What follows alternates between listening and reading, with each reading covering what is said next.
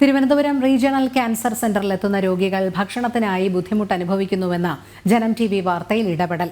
RCCയിൽ സൗജന്യമായി ആഹാരവും മരുന്നുകളും ലഭ്യമാകുന്ന കൗണ്ടറുകൾ പ്രവർത്തനം ആരംഭിച്ചു. RCCയിലേക്ക് അടച്ചുപൂട്ടിയതടക്കം ജനം TV വാർത്ത നൽകിയിരുന്നു. ജനം ഇംപാക്ട്.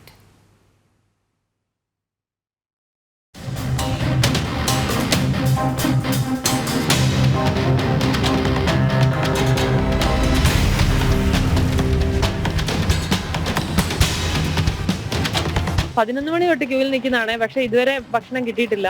ഇവിടെ വന്ന ഒത്തിരി ചെലവുകൾക്കിടയിൽ നമുക്ക് ഭക്ഷണം കിട്ടുന്ന വലിയൊരു ആശ്വാസമായിരുന്നു. പക്ഷേ ഇന്നത്തെ ദിവസം ഇപ്പൊ ഇത്ര 1 മണി കഴിഞ്ഞു. പക്ഷേ നമുക്ക് ഭക്ഷണം കിട്ടാൻ വളരെ പ്രയാസമാണ്. 2022 തൊട്ടേ ഈ RCCയിൽ ട്രീറ്റ്മെന്റ് തുടങ്ങിയ ഒരാളാണ്. അന്നൊക്കെ നമുക്ക് പറയുന്നത് എന്താ പറയാ, ക്യാൻറ്റീൻ ഉണ്ട്, അന്നേരം നമ്മൾ പൈസ കൊടുത്ത് വാങ്ങണം. ഇപ്പോൾ ക്യാൻറ്റീൻ വലിയ ഇതായിട്ടില്ല.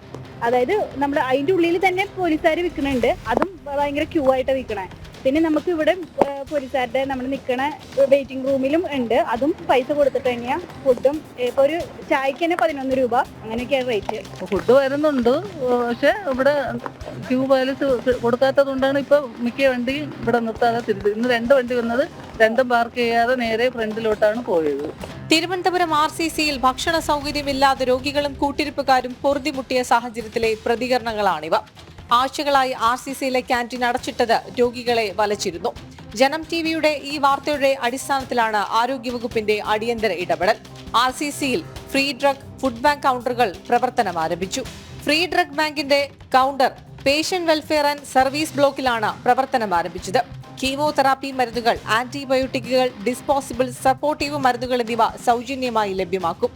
ആഹാരവും സൗജന്യമായി നൽകും.